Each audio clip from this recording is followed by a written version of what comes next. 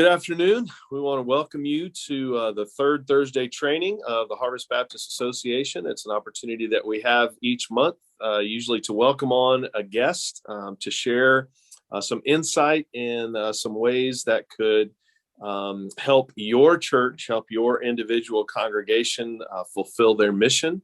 And so today we have Sam Powers with us. Sam is a representative from the Fellowship of Christian Athletes, FCA. And we're going to talk to Sam a little bit about parachurch ministries and how churches can partner with parachurch ministries in healthy ways. So, Sam, we appreciate you being with us. Tell us a little bit about yourself, maybe a little bit of background, family, if you got wife and kids, and just kind of where you've been and what you're doing now.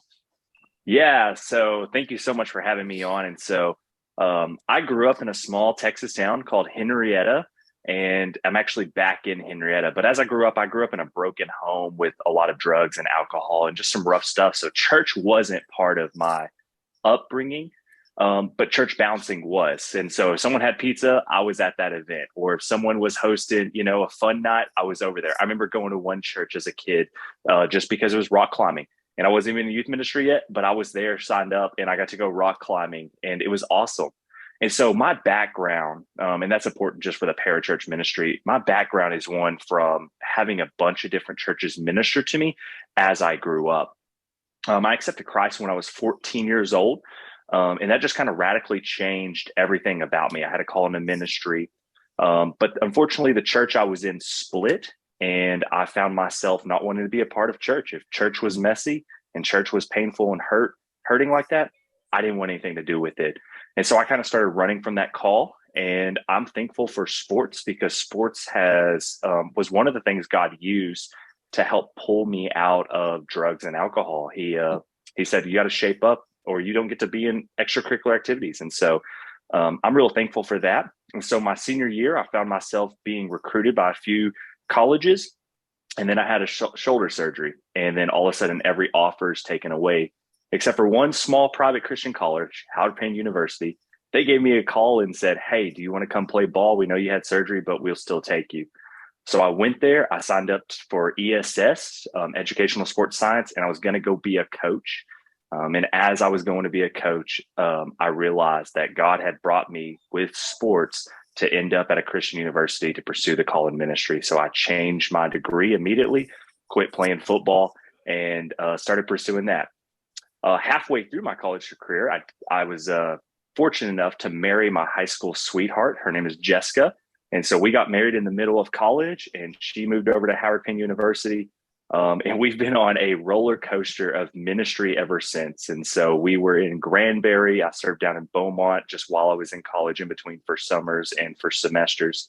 But we found ourselves in Hico, Texas, another small town. And we were serving there. She was a teacher, and I was serving in student ministry there. And I was only bivocational. So I had a list of jobs. I was a substitute teacher. I worked at a metal shop. I was janitor at the church. I was student pastor. And then I was also doing odd jobs just to kind of go in there. And I found myself growing deeper in love with God and just a pursuit of, man, just be faithful where you're at. We actually have 2 kids now. We moved back to Henrietta in 2016. We moved back to Henrietta and we started building our family. I was student pastor at First Baptist here. And then God just put it on my heart that, man, there's so much more work to be done. The harvest is plentiful, but the laborers are few. And so as I was praying and seeking what that looked like, I had an opportunity for parachurch organization, Fellowship of Christian Athlete, approach me and asked if I wanted to come work for them. At first, I was like, why would I come work for you? Like, I'm already doing what you're asking me to do. That's why you're trying to recruit me. But I saw a bigger vision. I saw a small town church that could still fund another youth pastor and an opportunity for another minister to be in the community. And so I just took a leap of faith, and I felt that's what God was calling my family through. And so that's where I am now. I've been in ministry. I started ministry almost exactly when I got to college. I got plugged in serving in a student ministry. So I've been serving since 2010 in student ministry, in some form. I have a 4-year-old son, Colson Powers, and he keeps me on my toes and all the time. But then I also have a 10-month-old daughter, Charlie, who also keeps me on my toes, but at 4 a.m. instead of all the time. Yeah, awesome. Well, thank you for that intro. It's a great sort of context for our conversation. So let me ask you, when we talk about parachurch organizations or parachurch ministries, so define what that is for us. If there might be some folks watching who maybe have heard that word but not have a clear idea of what that is. What is a parachurch or ministry or organization? Yeah, so it is a Christ-based organization that comes alongside local churches for, they have more of a niche target. And so some of those that you might know is like Compassion International. They come alongside the church to help serve in a separate way. Focus on the family. I think I would classify them as a parachurch organization. There's a really cool one that just like prays all the time. It's called International House of Prayer. There's prison ministries, Young Life, and like Fellowship of Christian Athletes would be one. Yeah. And the purpose of a parachurch is to assist the local church, not replace the local church. Okay, good. Yeah, so I think you could even make the case that our local association is a para church ministry. That prefix para to come alongside that's what our association does. I think you could say that denominations, are a para church ministry. Even our Southern Baptist mission boards, they're para church that come alongside to help the church fulfill the church's mission, the church's calling. So here's the question that may be sort of rolling around in the minds of some of our viewers. If God established the church and he gave the church a mission and he gave the church a calling and he gave the church tasks to accomplish, to make disciples of the nations, why do we need? What is the benefit of a parachurch ministry? Why would we need those? Yeah, so when I think about the church, I think about really caring for the flock and shepherding the flock, but also ministering to the community.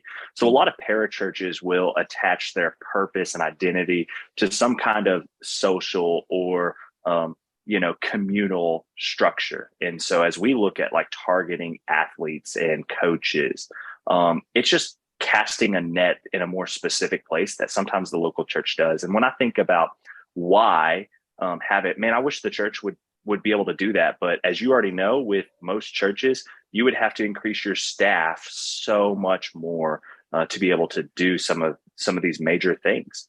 I think about Compassion International, such an amazing ministry, but one that's just outside of most local churches' opportunity. And so it's a way to take a bigger vision of what God has placed for the nations, for Texas, for the United States, and give small local churches or even big local churches an opportunity to see God moving in some mighty ways. I don't think there's something that, like I said, assist, not replace. It's something to assist the church, not replace the church. And I think every parachurch organization, like me personally, like I think I should be attending a local church that I have a pastor over me who is helping shepherd and guide my heart and minister to my family, because dark days will come when I need the local church. And so I think it's something that goes hand in hand. If we look at Paul was one all for the local church. But if you looked at what his ministry, bigger of spreading the gospel, man, he was using a lot of different local churches to kind of take the avenue of a bigger mission and inviting other churches to partner with him as he shared it. And so when I'm thinking about why, man, I think we get some amazing opportunities that sometimes we just don't focus on. Schools are one that a lot of churches care about, but sometimes are just too busy just tending to the regular flock and ministering to the heart of the people to be in. Yeah, that's great, and I appreciate that you used. I heard you use a couple times that word partner, and that obviously resonates with me, with Jerry, with folks from our tradition, and yours as well, from a Southern Baptist background. that idea of partnership is huge. It's one of our defining characteristics that we partner together to support international missions through the International Mission Board, and North American missions through the North American Mission Board, and state conventions. That's a partnership. It's individual local churches partnering together to fulfill their missions. That idea that we can do more together than we can separately. So I certainly appreciate that, and the idea that you mentioned a few minutes ago about sort of targeted ministry, specific ministry that for FCA, it's for middle school and high school athletes. For Compassion International, it's for children in underserved and underprivileged countries, who might need that financial support, food, education, those kind of things. I was thinking too, the BSU or BCM, or I'm not sure what the official letters are now. They seem to change those every couple of years. But college students, university ministry. There's another parachurch organization that really seeks to kind of focus in and target specific populations that, like you said, it would be difficult for one single individual church to have all of those specific focus on each of those. First Baptist Nocona, we're not going to be able to serve the underprivileged, underserved people of the world by ourselves and reach all the high school athletes and reach all of the university students. So that I like that word partnership. So this, I think, will be probably for the benefit of our pastors and church members who will watch later. Anytime you have a partnership, there is the potential for in any relationship, there's the potential for either conflict or imbalance or an unhealthy relationship, right? So what do you see as the best, most healthy way for a church, let's say a church in our organization, and a ministry like yours, FCA, to really enter into a partnership where it's not a competition, it's not a fight over resources or a fight over people, where we are helping support what you're doing, but at the same time you're serving churches? What's the best, most healthy way that you would see that working? Yeah, so this is one that I think ebbs and flows, and once I think I have a grip on it, I realize a new key component on it. But that partnership, man, it's got to be healthy both ways, right? Like, man, as a ministry, as a parachurch ministry, I need prayer. I don't have that major support system like a local church does. Pastor appreciation is going to be coming up, but for the last 4 years, as I've been in parachurch ministry, I haven't had pastor appreciation because I'm kind of stuck in this weird zone where, like, I've got people who pray for me, but like churches who pray and partner and realize, like, hey, this is someone who's on the front line of a spiritual warfare in whatever avenue and field it is, and they need prayer support.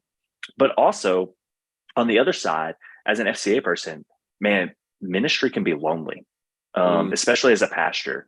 You can't go to your head of deacons and complain about your head of deacon about situations. And so, like, I think for a parachurch organization, being able to build a healthy relationship with ministry leaders and for a church where you become kind of a sounding board, and that you're praying for them, you're inviting them into a bigger picture, but also just one of the fortunate things I get to do, because I get to see so many different churches in the area, is one church is doing something that another church is just starting. And so instead of letting this church start from the ground up and build up, as a parachurch organization, I'm able to come alongside, give ideas to a pastor who's struggling through, hey, we've got a roll of members and most of them haven't attended in 20 years. What do I do with this?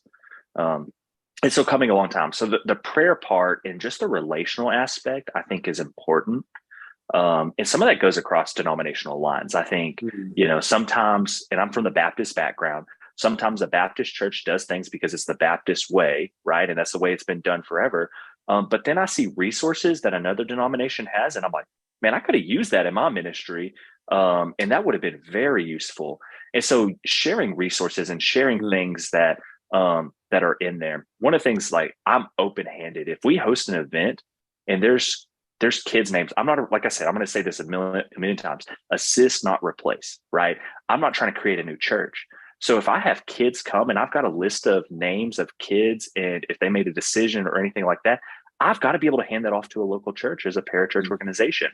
And so part of that is also serving, right? Go. I use the acronym pray, give, go. I guess that's not an acronym, but you Yeah. get what I mean. Pray, give, go. So pray, but also go. I've got to be able to send kids in a healthy way to churches, right? Mhm. Instead of hoarding and saying, like, oh, no, this is my ministry, I'm going to keep all these names for myself. But rather say, hey, be good stewards of this. Here's open handedly um, coaches who want to know more and get plugged into a local church. But also, we need people to serve, right? So in my area, I've got multiple towns and I'm one person. So there's 5 days of school, right, during a week, unless you're in Petrolia in the second semester, then there's only 4 days of school. Um, and I've got like seven different schools, not including high school, junior high. So 7 different towns. And so for me, like, I've got to be making multiple trips. So if I'm not partnering with the church in a healthy way, I'm going to burn out fast. But some churches have people who are willing to serve. So I think a healthy way is being a good steward of volunteers, Mhm. but also being a good steward of people who respond to the gospel to local churches, and just saying, like, look, it's not a competition, but if you've got a connection to one of these kids, one of these families, please use it for the glory of God. Mhm. And the final one, and the one that I think that, like, most people get super defensive about with parachurch ministry, is the give. Most parachurches, almost all parachurches, have to financially raise their support to be able to do ministry. And so when I first do it, I actually got an amazing book, and I recommend this one to, like, any person. It's called The God Ask. When I came on staff with FCA, my first view about raising my own support was like, I'm going to be asking for charity. Like, put a little cardboard sign up, and I'm asking for charity. And as I prayed and as I partnered with churches, one of the things I found is that, no, I'm asking God to provide for Mhm. this ministry, and other people are asking God where to give their support to. And I kind of make it clear, just coming from the church world, that you should be tithing to your local church. And then, like, when you support a parachurch ministry, it should be from an offering, something above and beyond your regular support of your local church. Mhm. Um, and so I'm very passionate about that. I've actually turned down some donors who have approached me and said, hey, I want to do my tithe to you. And I'm like, no, you need to be tithing to the local church. So I think as a parachurch organization, we need to support the local church in, no, you should give to the local church. Mhm. It's not a competition for money. God has more money than ministry needs. Like, Yeah. he owns everything. Just sometimes our asks aren't big enough. Mhm. And so when we're looking at the financial side, to be healthy with the church partnership isn't to be like, hey, I need monthly support every month to it. And all you do is give me support, but I've never steward any of that in a good way. Mhm. And so I think from our parachurch side, we have to be good stewards to teach some financial lessons to people we come in contact with about tithing and about offering and about Mhm. giving. Um, but then when we ask, sometimes seasons of ministry have more needs. And, like, we've got to be faithful to honor that, but we also got to be faithful to honor, be like, man, like, this is a season where we're going to have to cut back a little bit on our asking. Um, Mhm. because what we don't want to do is drain the church and burn the church out. Man, this church is struggling to keep the lights on. And I'm sitting here asking for monthly support and to bring Gatorades and to donate Bibles and all this stuff. And it's helping my ministry thrive, but at the cost of the church. And so those are three ways I think that pray, give, go, that should be a healthy balance between church partnerships. Yeah, that's great. And for those of you who are watching, the reason that I particularly asked Sam to be a part of this conversation is because of his commitment to the local church. For the first time, Sam, if you remember when you showed up in my office, first of all, you came to me and sat down in my office and said, "Hey, how can I serve you?" The fact that you are plugged into a local church, that you're active, that you're faithful, that you see the value in that, that you want people to support their local church first and foremost, that's the first priority, and the fact that you are that those people that you are able to impact, that you see the necessity of plugging them into a local church. And so you would hope to see that same thing in Young Life or at the campus ministries on a college campus, or whatever the parachurch organization, whatever the ministry is. You would hope that they would see the primacy of the local church and the necessity for plugging people in. I would also say this, and that I speak firsthand here. Sam contacted me a few weeks ago, and we were having kind of our kickoff of our football training camp, Midnight Madness practice. And he contacted me and said, "Hey, would you guys be able to provide some Gatorade for the team that night?" And I said, "Absolutely, we'll do that." And I think the role that the church plays in that relationship, because again, a relationship's a two-way street. Partnership goes both ways. And so if we expect you to serve the local church and to point kids here and to encourage people to support it, I think what the church needs to be willing to do is support your ministry in whatever way, whatever that looks like, certainly through prayer, if we're able to support it financially, if we're able to support it in human capital, actual physical hands and feet on the ground serving. But we've got to be able to do that without any ego, right? So if we're going to help an FCA event, let's do this as an FCA deal, and it's okay if First Baptist Church doesn't get credit for that, or if whatever my particular church or my name or the pastor, if I don't get credit for that, that's cool, that's fine, because what we care about is kingdom building. And so I think that whole idea that you are a kingdom partner and that what you guys are doing is kingdom work, right? And you're helping serve the local church in fulfilling our mission to reach the nations and make disciples. So I don't know if you've had good experience with that, churches being willing to come alongside and saying, "Hey, how can we help you?" And we don't have to get any credit. We don't have to get our name out there. Yeah. Have you had good experience with that? Yeah. And so really, I think part of every race is longevity, right? And so going on my fourth year with Fellowship of Christian Athletes, one of the things I've been able to see over the year is that a lot of churches, when I first approached them, kind of put their guard up and was like, "I'm not so sure about this." And I always tell churches, "Hey, I'm going to keep asking, even if you say no for future events, unless you tell me to stop asking." I don't want to annoy you with it, but I want you to be a part. And so there's a twofold that I think that kind of works is one, my natural inclination and just all vulnerability on here is to reach out to the churches I like and the churches I get the easiest response from. Sure. And forget to ask from other ones. And I naturally do that. And I think that's wrong on my part. I think I should push through some of the awkward conversations of continuing asking, so I can see a more holistic view of the body of Christ in there. But also from the church's side, I think that not every parachurch representative worked in a church before they came. So they don't know that a church can assist. And so I think from the churches, if there's a parachurch organization in your area, or if there is one you see a need for to start, right? Another great one is Coaches Outreach. And a lot of people look at Coaches Outreach, FCA, and Young Life as these three parachurch organizations that are butting heads. But I've actually seen the opposite. I've seen amazing partnership together from local churches pointing me to those organizations and how they've partnered in the past. but also from those organizations approaching as well. And so we have great working relationships because we have the same mission and the same vision. And so some of that is, if you're a church listening, reach out to someone and say, hey, I don't know where to start. Can you please help me? I don't know what you need. Is there any needs we can get plugged in? Even if that's just praying, like, can we get plugged in on your newsletter?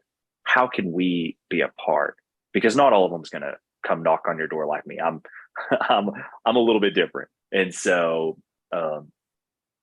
some of the bad ways that I think I've seen it kind of come back, is that when we're kind of going out there and we're trying to partner with churches, is we can sometimes be more of an ask than a give, right? I've got my own ministry. And so if I'm going out and giving, and the best example of that, in a practical way, is if every person who donated then asked me to mow their yard, and I'm like, okay, yeah, I'm doing it. Well, I can never go do ministry. Yeah. And so, like, the same thing, like if every church who needed help and asked, like, hey, can you come speak this Sunday? Man, that's all I would do, is I'd go speak, or I'd be a traveling speaker, and do it. And so when the balance of what healthy is that I do too many asks, like, hey, will you drop off Gatorades? Will you do this? But I never find a way to plug back in. And some of those ways need to be creative, right? Some of that's just sharing phone numbers. Hey, I'm going to share these 2 phone numbers and get you connected with someone else. Some of that's just, hey, like, I'm praying and I'm praying for your church. I'm just going to text you and let you know I'm praying and encourage you. Yeah. And so those are some examples there. Hopefully that kind of answered the question. Yeah, for sure. That balance between ask and give, that if you're doing all of one or all of the other, that's not a healthy relationship. It's not healthy relationships. And it's real easy for me to just be like, hey, I'm going to find a donor that will buy the Gatorades and I'm going to supply it, right? And I'll figure out how to get ice. I'll buy ice and I'll do it all myself. But I'll be burnt out so fast. And so, like, when I call a church up and say, hey, will you partner and will you do this? Like, we're actually sharing the load of ministry, which I think is what Christ calls us to do. Yeah. And I'll say this too, for any pastors who might be watching, and this sounds self-serving, and maybe it is. If you will partner with your local parachurch ministry and build trust there, you become a place that they feel healthy plugging people into, right? So building relationships with Sam, I hopefully we are a place that he could feel completely comfortable taking a kid who comes to Christ at an FCA event and say, hey, you need to plug in over at First Baptist Church. We know those guys, we trust those guys. So you could actually serve, pastors, you can serve your church well by building relationships and trust with these parachurch organizations, and become the sort of the destination, for getting if it's students, if it's college kids, if it whatever the sort of target audience of that parachurch ministry is, your church can benefit certainly from that by getting those people plugged into your ministry. Well, and even on the flip side of that, something I see is, like, if you see a parachurch and a church partnering together really well, I guarantee that parachurch wants to partner with you as well. And so just go ask. I don't think it's this real selfish thing of, it shouldn't be this real selfish thing of, I'm only going to partner with this church. Yeah. I think it's more like, I just have got a relationship with this person, and that's where that's where the water naturally flows. And so it's the easiest path to do it. And I'll be real. It's real awkward sometimes to drive into a town and be like, all right, I'm going to go try to connect with this pastor that I've never connected with. Or we had a Ministerial Alliance meeting and I came and got to talk to the Ministerial Alliance, and I thought it was super awkward. Maybe I just answered the questions really well, but I thought it was like super awkward. And I left it like, man, like, I hope that did some good. But I think Dave is a real good example of just how a church just open-handedly says, hey, look, we're here for the same purpose. If we can volunteer our gym for an FCA night, if we can volunteer our ice machine, right? There's a lot of events that need ice, like coaches, you just bringing ice up in bottles of water which will cost you a total of $6, they will be appreciative. Yeah. Or like coolers. Hey, can I borrow some coolers? I would have to bring a semi load of everything to all the different towns I go to if I was going to always take the coolers, take the grills I needed, take the drinks, take all the food. And it had to be a refrigerated one too for the food. And so that's just unrealistic. We need a church partnership. Yep. And again, I think you nailed it. It's a common purpose, a common vision, a common mission, for the glory of God, and if we can donate, Gatorade, and ice and coolers to the glory of God, I mean, we're glad to do it. And I know that your attitude is the same, that if you can reach students for the glory of God, get them plugged into a local church. So I appreciate you, appreciate your ministry. If we'll maybe list an email address or maybe social media contacts if anybody watching this wants to reach out to you and maybe find out how their church can partner with FCA and get them plugged into, if they're outside your area, maybe you can direct them to whoever their local rep is, in Decatur or Jacksboro, those kind of things. So my email is spowers@fca.org. And so just shoot me an email and I'll get you plugged in with someone in your area. Excellent. And if there's not someone in your area, maybe your church has someone who can be the FCA guy in the area or girl in the area, from there. Yeah. And you be their first church partner. So you're an area rep, but then you also have like ambassadors. Is that right? Yeah. So it's kind of like the military. So like there's ambassadors, part-times, area reps, area directors, metro directors, regional directors, someone over all of Texas, someone over all the United States. And so there's all these layers. And that's just the way that we have. I mean, we have probably close to 3,000 staff now. In February is 2,500. We have 3,000 staff across the nation. We have people in Uganda. We have people in Russia. We partner specifically in the North Texas area with the Dominican Republic. And so for that to work effectively, we just kind of have a chain of command there. Yeah, great. Well, Jerry, I don't know if you have anything else that you wanted to add or ask. I know you're muted. There we go. Yeah. I just turned myself off. That's what I get for trying to do this from a place where stuff's going on. Man, I just appreciated hearing all about that, and thanks for what you're doing. And just as as somebody who has been on a lot of different sides of ministry, just recognizing that taking a kingdom approach to things means that we can't do everything ourselves, and what great opportunities there are to connect with somebody who's going to be able to do something we can't do, but it's for the glory of the kingdom. And so Sam, I appreciate you, and Dave, thanks for doing this today and setting all this up. And it's been good to hear. Good deal. So again, S Powers, S as for Sam, Powers, POWERS @FCA.org if you want to reach out to Sam. And if you're in his area, great. And if not, he can definitely get you connected, and look into some of those others. If some of those other parachurch ministries that we mentioned might be something that your church would be interested in supporting, look into those. Certainly Jerry or myself, we'd be glad to share what we know if we have some information, or at least point you in the right direction. But Sam, again, I appreciate your time, and thanks for sharing. And God bless you guys and what you're doing there with FCA and you in the area. So appreciate your time. Hey, thank you so much. Stay close to Jesus, y'all. All right. Thanks, Sam. Thank you. Bye-bye.